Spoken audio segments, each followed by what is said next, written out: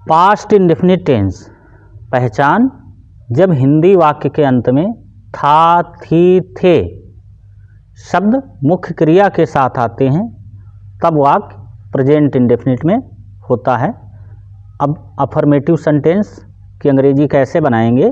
सबसे पहले सब्जेक्ट रखेंगे, फिर वर्ब की इसमें सेकेंड फॉर्म आएगी, उसके बाद ऑब्जेक्ट और अंत में शेष भाग के लिए आरपी रखेंगे। पहला वाक्य देखें, मैं कल कानपुर गया था। तो मैं इसमें सब्जेक्ट है और सब्जेक्ट के लिए आई आएगा, मैं के लिए आई, और इसमें मुख्य क्रिया है जाना, गो मीन्स जाना। गो की सेकेंड फॉर्म होती है went. I went to Kanpur. अब देखिए बीते हुए कल के लिए यस्टरडे आएगा, यस्टरडे। अगला वाक्य देखें, तुमने कल हरी की मदद की थी। तो यहाँ पर सब्जेक्ट है यू और मदद करने की अंग्रेजी होती है हेल्प, और यहाँ पर हेल्प की सेकेंड फॉर्म आएगी यू हेल्प्ड हरी। कल के लिए यस्टरडे आएगा। अगला वाक्य देखें, उसने कल एक गाय खरीदी थी। तो ही सब्जेक्ट है यहाँ पर, ही और बाई है मेन वर्ब खरीदना, और बाई की सेकेंड फॉर्म आएगी बाट। ही बाट ए काऊ, और कल के लिए यस्टरडे लिखेंगे, ही बाट ए काऊ यस्टरडे।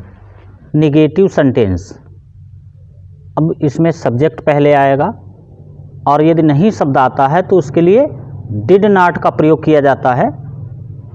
डिड इसकी हेल्पिंग वर्ब है और फिर इसके बाद में वर्ब की सेकेंड फॉर्म ना आकर के वर्ब की फर्स्ट फॉर्म आती है ऑब्जेक्ट, और अंत में शेष भाग की अंग्रेजी रखेंगे।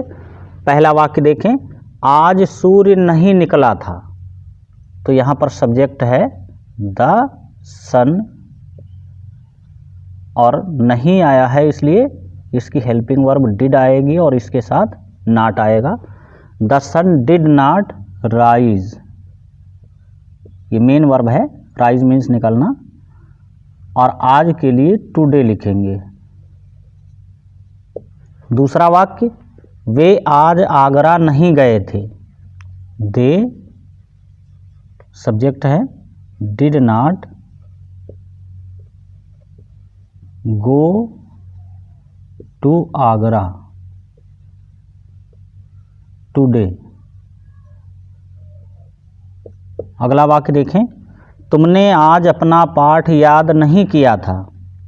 यू सब्जेक्ट है और यू के साथ डिड नॉट आएगा। You did not learn main verb है your lesson. You did not learn your lesson today, आज के लिए टुडे लिखेंगे। अगला वाक्य देखें, आज तेज बारिश नहीं हुई थी। इट सब्जेक्ट आएगा और इट के साथ में डिड नॉट आएगा। It did not rain heavily, तेजी से होने के लिए हैविली लिखेंगे, और टुडे मीन्स आज। अगला वाक्य, पिताजी आज दफ्तर नहीं गए थे। तो यहाँ पर फादर लिखेंगे subject did not go to office today.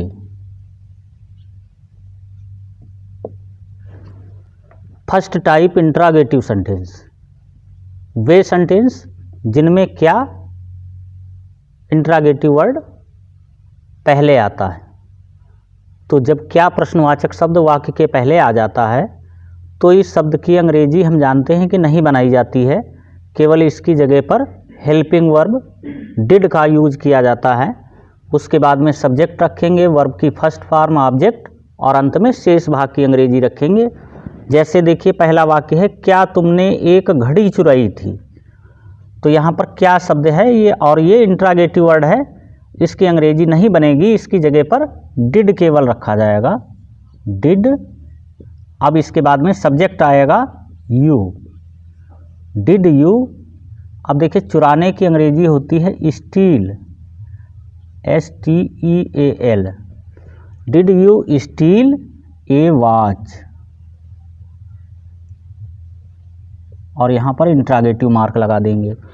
दूसरा वाक्य इसी तरह से बनेगा, क्या वह आज दिल्ली गया था, तो यहाँ पर हेल्पिंग वर्ब आ जाएगी, did he go to Delhi,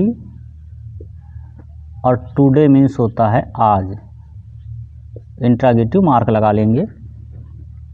अगला वाक्य देखिए, क्या उन्होंने हरी की मदद की थी, did they help Hari, did they help Hari, यहाँ पर इंट्रागेटिव मार्क लग जाएगा। अब देखिए दूसरा वाक्य है और इसके अगला वाक्य है, क्या तुमने आज अपना पाठ याद नहीं किया था। अब इसमें देखिए इंट्रागेटिव वर्ड भी आया हुआ है और इसके साथ में नहीं शब्द भी आया हुआ है। जब ऐसे वाक्य आते हैं तो सब्जेक्ट के बाद में नॉट लगा दिया जाता है। देखिए यहाँ पर क्या की अंग्रेजी नहीं बनाएंगे, इसकी जगह पर डिड लिखेंगे, डिड यू सब्जेक्ट आएगा और सब्जेक्ट के ठीक बाद नहीं के लिए नॉट लग जाएगा, did you not learn your lesson today,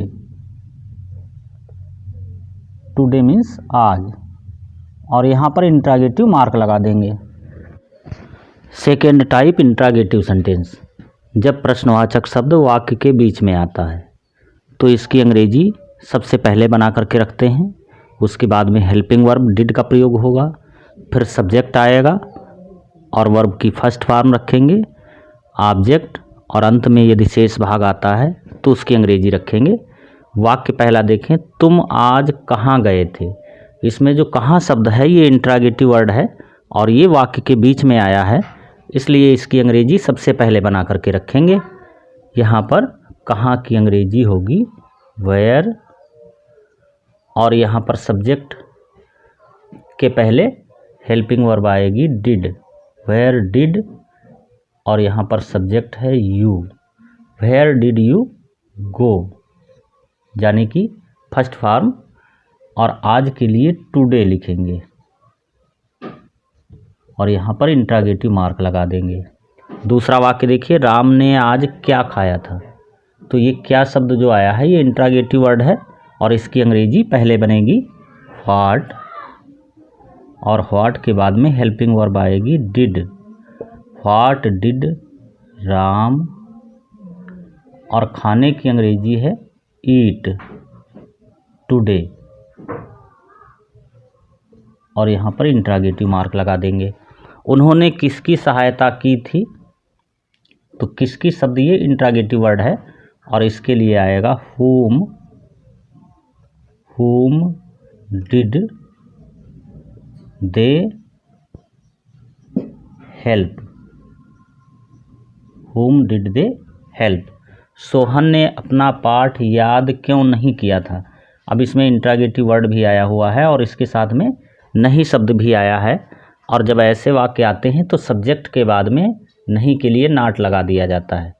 जैसे देखिए अपने पहला वाक्य, यहाँ पर क्यों की अंग्रेजी पहले लिखेंगे वाई डिड, और फिर सब्जेक्ट आएगा सोहन, वाई डिड सोहन, और इसके बाद में नहीं के लिए नॉट लगा देंगे, Sohan not learn his lesson.